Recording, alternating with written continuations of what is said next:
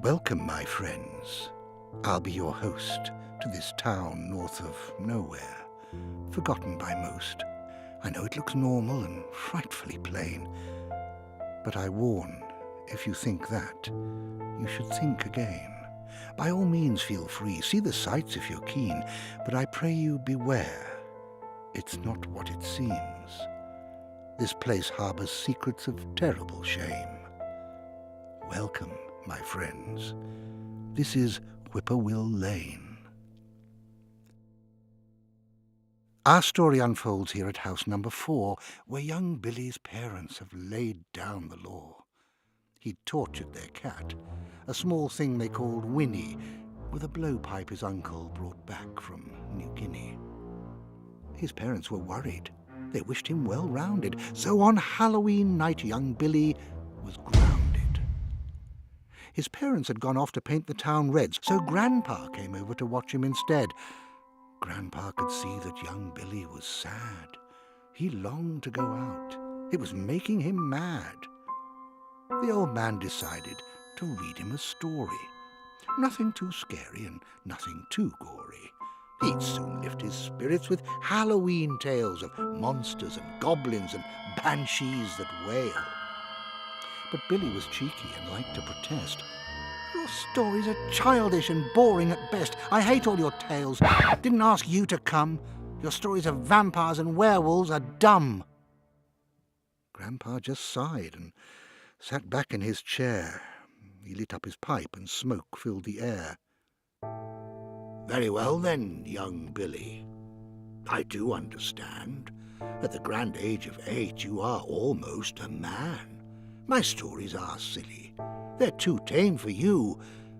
So let's have a think. What's your grandpa to do? He put down his book, and he made him a deal. He had some new stories, but these ones were real. These ones would change him. He'd not be the same. These ones took place here on Whipporwill Lane. With a glint in his eye, Grandpa started his story and warned little Billy that this one was gory. It's about someone you know, who lives here on the lane. Your teacher, in fact. Now, what was his name? Old Mr. Dudley, from house number 9, who seemed so sedate till his life turned to crime. Salesmen, you see, were old Dudley's pet hate. They'd trample his flowers and leave open his gate. He tried to deter them. He'd shout till he wheezed, even put up a sign saying, "No canvassers, please." But still they kept coming, day after day. He just couldn't think how to keep them away. Then, one afternoon brought fury and hell when a smiling buffoon brightened up his lapel. Mr. Dudley saw red. He had finally snapped, so he cut off his head with a lumberjack's axe. From that day forward, the body count grew. Mr. Dudley had found them a new job to do, not peddling their wares from sprockets to hoses. Instead, now they tend to his prize-winning roses. Grandpa paused briefly and sipped at his drink. He could tell that the young lad had started to think. But, Grandpa, surely all this can't be true. Billy, dear Billy, would I lie to you? When was the last time a salesman called here? To hazard a guess, I'd say roughly a year. Don't be afraid. So, your teacher's a loon. Wait till you hear about Janet and June. Next is the tale of Janet and June, the beautiful twins from house number 2. They opened a shop making wonderful toys and brought a big smile to the girls and the boys. Their life seemed so perfect. They'd achieved what they dreamed, till a sweet-talking man appeared on the scene. He stole Janet's heart, and he promised the moon. But before they could marry, he ran off with June. her sister's betrayal, Janet could not defend, so she toiled through the night, swearing bloody revenge. Many air miles away on a beach in the Med, June and her lover were about to be wed. The vicar was ready, the congregation and flowers, but that was when Janet began testing her powers.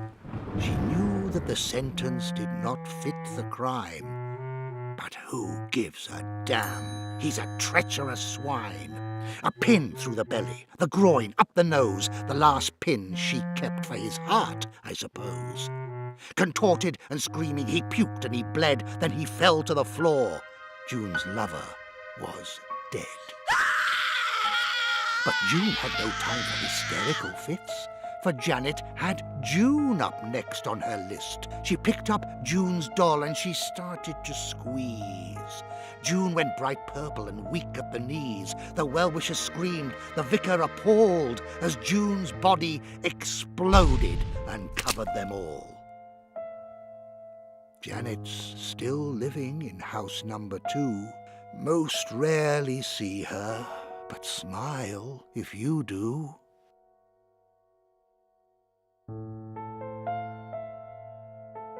Billy, you're shaking. Are you catching a chill? You're as white as a sheet. Are you cold? Are you ill? Billy knew Janet. They had met at the fair. Whilst riding the coaster, he'd spat in her hair. Grandpa smiled warmly. Don't worry no more. If she wanted revenge, you'd be dead on the floor. Billy looked shocked. There was fear in his eyes, surrounded by death. What a nasty surprise. You might be too scared, Bill. Let's call it a day. Grandpa, I'm fine. Carry on, I'm okay. This last one tonight is of love gone insane. This is the tale of one Mr. McLean. A long time ago here on Whipporwill Lane, an orphanage stood, run by Mr. McLean. Mr. McLean was a good man, in truth, with 44 kids living under his roof. All 44 kids, he knew each one by name, and if there was trouble, he'd know who was to blame. He knew who hated carrots and who hated peas, and who was allergic to nuts or to cheese. He had no time for movies or going on dates, always cooking and cleaning or washing up plates. The children came first. He provided a home, a big happy family for those lost and alone. But back in the blizzard of '73, their fortunes had turned for the worst, you'll agree. With bitter cold winds and snow 15 foot high, none ventured out. If you did, you would die. The kids were excited, they thought it a game. But something was troubling Mr. McLean. He did not foresee them all being marooned, and had not been shopping that week for their food. The pantry was empty, the larder was bare. They had a bag of old rice and 1 chocolate eclair. He rationed the morsels. They would last a few days, but it was not enough to keep hunger at bay. He went up to his office. He needed to think. A solution might come while he had a stiff drink. As he entered the room, he was caught by surprise. The solution was there, right in front of his eyes. The bodies of Michael and Mary O'Reilly. They'd come to adopt. They'd arrived here last Friday.